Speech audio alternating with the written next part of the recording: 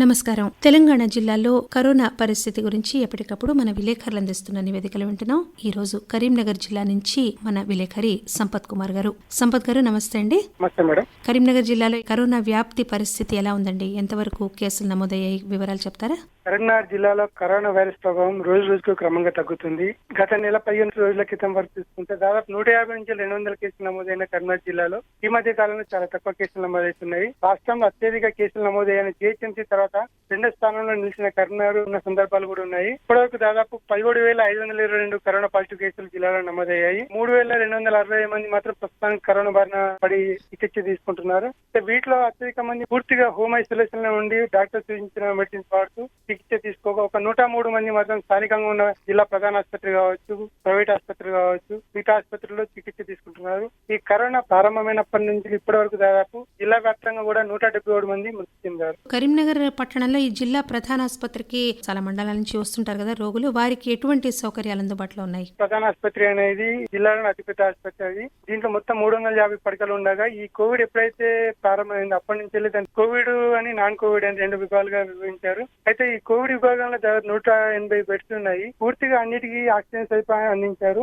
దాంతో పాటు 28 వెంటిలేషన్లు, ఐసీయూ సదుపాయం కూడా ఈ బెడ్స్ ఉన్నది. స్కూళ్ళైన 21 మంది డాక్టర్లు ఈ కోవిడ్ బారిన పడ్డ వారికి చికిత్స అందిస్తున్నారు. వీటితో పాటు 48 మంది స్టాఫ్ నర్సు, 23 మంది పారామెడికల్ సిబ్బంది విధులు నిర్వర్తిస్తున్నారు. ప్రధాన ఆసుపత్రిలో బయట నుండి ఆక్సిజన్ సరఫరా చేసేవారు. కానీ ఎప్పుడైతే ఈ కోవిడ్ కేసులు ఎక్కువ కావడం, చాలా మంది కూడా శ్వాసకోశ ఇబ్బంది పడడంతో ముందు ప్రణాళికలో భాగంగా ఆక్సిజన్ ప్లాంట్ ప్రధాన ఆసుపత్రి ప్రాంగణంలో ఏర్పాటు చేశారు. ప్రధాన ఆసుపత్రిలో దాదాపు ఇప్పటి వరకు 40,480 మంది ట్రీట్మెంట్ పొందారు. ప్రస్తుతం 68 మంది చికిత్స కూడా పొందుతున్నారు. ఇతరత్ర జిల్లా యంత్రాంగం ఈ కరోనా నియంత్రణ కోసం ఏమైనా చర్యలు తీసుకుంటుందా? కరీంనగర్ జిల్లాలో మొదటి నుంచి కూడా జిల్లా యంత్రాంగం కరోనా నియంత్రణ ప్రత్యేక చర్యలు చేపట్టింది. మొదట్లో అత్యధిక కేసులు కరీంనగర్ జిల్లాలో నమోదైనప్పుడు జిల్లా collector Shashanka, municipal commissioner Valluri Kanthi, జిల్లా వైద్య ఆరోగ్య శాఖ సుజాత వీరంతా కూడా ఎప్పటికప్పుడు పర్యవేక్షిస్తూ కొన్ని ప్రాంతాలను కంటోన్మెంట్ ప్రాంతాలుగా విభజించారు. ప్రజలు బయటికి రాకుండా, బయట ప్రజలు అక్కడికి వెళ్లకుండా ప్రత్యేక చర్యలు తీసుకుంటారు. ఎప్పటికప్పుడు ఈ కరోనాపై సమీక్ష నిర్వహిస్తున్నారు. జిల్లా వైద్య శాఖ అధికారి సుజాత ప్రతి నిత్యం కూడా ఈ సిబ్బందితో డాక్టర్లతో టెలికాన్ఫరెన్స్ నిర్వహిస్తున్నారు.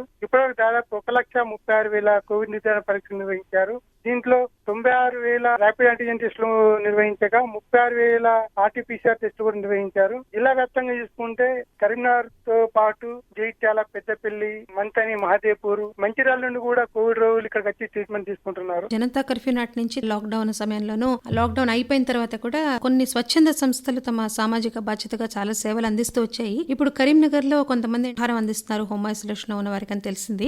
దాని గురించి వివరాలు చెప్తారా? మొదటి నుంచి కూడా కరీంనగర్ జిల్లాలో వలస కార్మికులు కావచ్చు, లాక్డౌన్ సమయంలో ఇబ్బంది పడ్డ పేదలు కావచ్చు, ప్రతి ఒక్కరికి కూడా స్థానికంగా ఉన్న సామాజిక కార్యకర్తలు కావచ్చు, ప్రజాప్రతినిధులు కావచ్చు, వీరందరూ స్వచ్ఛందంగా ముందుకు వచ్చి వారికి ఆహారం అందించారు. దాంట్లో భాగంగానే ఈ కరీంనగర్ జిల్లా కేంద్రానికి చెందిన నగునూరు రాజేందర్ అనే ఒక వ్యక్తి దాదాపు 200 రోజుల పాటు ఇప్పటికీ కూడా ఇబ్బంది పడ్డ వారికి ఆహారం అందిస్తున్నారు. అదేవిధంగా జమ్మికుంట, హుజురాబాద్, చొప్పదండి కొన్ని గ్రామాల్లో కూడా స్థానికంగా ఉన్న వాళ్ళు కరోనా బారిన ఇబ్బంది పడ్డ వారికి స్వచ్ఛందంగా ముందుకు వచ్చి వాళ్ళు తమంతు సహకారాలు అందిస్తున్నారు. ప్రధానమంత్రి నరేంద్ర మోదీ గారు ట్విట్టర్ ద్వారా జన్ ఆందోళన్ కార్యక్రమాన్ని ప్రారంభించారు కదా, దానికి కరీంనగర్ జిల్లాలో స్పందన ఎట్లా ఉందండి? కరీంనగర్ జిల్లాలో జన్ ఆందోళనపై ప్రత్యేక అవగాహన కార్యక్రమాలు కూడా ఏర్పాటు చేస్తున్నారు. జిల్లా యంత్రాంగంతో పాటు స్వచ్ఛంద సంస్థలు కూడా వీటిపైన పెద్ద ఎత్తున కసరత్తు చేస్తున్నారు. ముఖ్యంగా ప్రతి ఒక్కరు కూడా బయటికి వెళ్లేటప్పుడు మాస్క్ ధరించాలని, సోషల్ డిస్టెన్స్ పాటించాలని, బయటకు వచ్చిన ఖచ్చితంగా చేతులను శానిటైజర్ తో కానీ సబ్బుతో కడుక్కోవాలని వీళ్ళు తెలియజేస్తున్నారు. దీంతో పాటు జిల్లాలో రూరల్ వాటర్ సప్లై డిపార్ట్మెంట్ ద్వారా కూడా ఇప్పటికీ దాదాపు జిల్లాలో 313 గ్రామాలు ఉండగా సగం గ్రామాల వరకు కూడా వీరు పూర్తిగా గ్రామాలలోకి వెళ్లి ఈ ప్రధానమంత్రి జన ఆందోళన కార్యక్రమంతో పాటు వాళ్ళు స్థానికంగా చేతులు ఏ విధంగా శుభ్రపరచుకోవాలి, మాస్క్ ఏ విధంగా ధరించుకోవాలి, ఎక్కువ నోరు కూడా పూర్తిగా కట్టుకుంచాలని చెప్పి వీళ్ళు